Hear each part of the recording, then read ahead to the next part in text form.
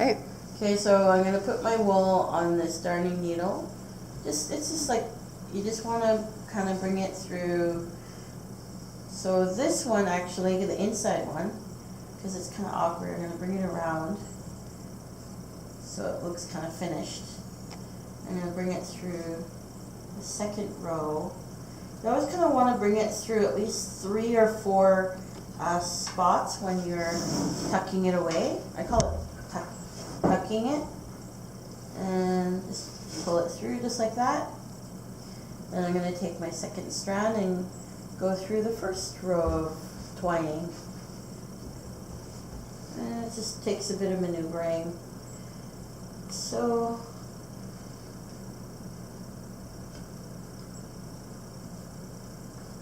let's push that through.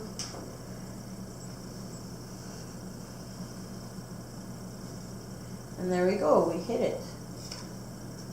So that's all hiding away.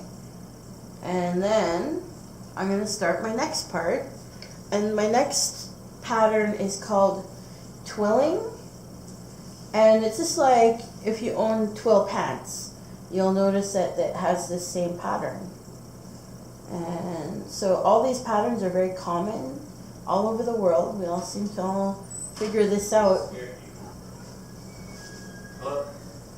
Oh, hey. So I'm going to go 2, so through 2 like that.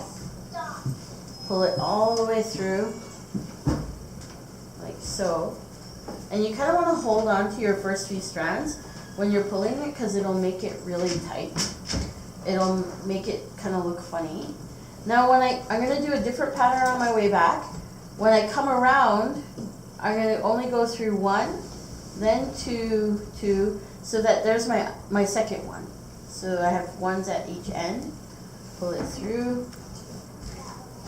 So my pattern is alternating. So when I come back the other direction, I'm gonna come back with 2.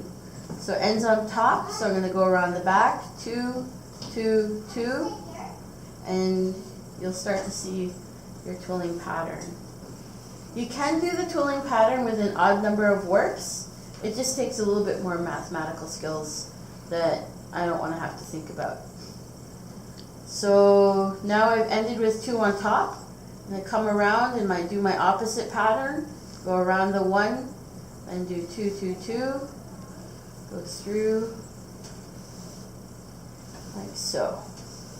So you can kind of start seeing my pattern here, which is pretty cool. So it's starting to go up in a diagonal direction, each row. So now I'm behind 1. I'm going to come around the top and do 2, 2, 2 on the way back. So you'll notice I'm always doing 2s this way, and the offset of 1, 2, 2, 2, 1. And just depends on how you start. So then now I'm behind 2 here. I'm going to come around the top and do 1, then 2, 2, 2, and then I have 1 here. So my pattern's starting to look really good. And you'll notice I'm doing a lot of pulling because I chose to do 60 feet instead of just 30. 60 feet will do me a whole headband. 30 will do half. And that just depends on if you feel like you're ready to do that. Now I ended with 1 on top. So I'm going to go around and do 2, 2, 2, 2.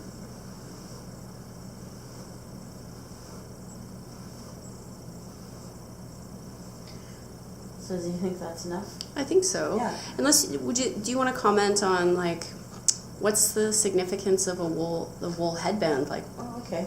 So when we make when we use our headbands, like of course we'd use them for just everyday uses, but we had also significant uses for them for ceremonies. So we would wear headbands during ceremonies, and that was a representation that we are doing a good work, like leading a ceremony or being part of a ceremony, and that everybody knew that we were doing this work. So the respect was to show that we that they wouldn't bring up negative issues or create bad feelings while this is happening, and that was because they would see the headband. And it was also to protect our thoughts from any kind of negative things, like just so that we're mindful of the work we're doing and other people are mindful when they see that headband during ceremony. The other thing is about when you're a wool weaver, I found out that wool weaving is actually a very spiritual practice. Wool weaver's responsibility was to put positive and good energy into making a headband or garment, or whatever other blanket, so that the person who would wear it would feel that good positive energy. And so it was actually a really important skill to be able to do that. And I found that out by making my first tunic. Was the person I was making a tunic for is a yoga instructor, and so my goal was to only weave the garment when I felt calm and centered. Well, actually, I'm a pretty intense person, so this took a lot of discipline for me to reach that state in order to do weaving. And the garment took 47 hours. So it was a really good practice for me to be able to do that, because I kind of feel like that's a skill that I needed to build too. So it's actually a really good gift. Thank you.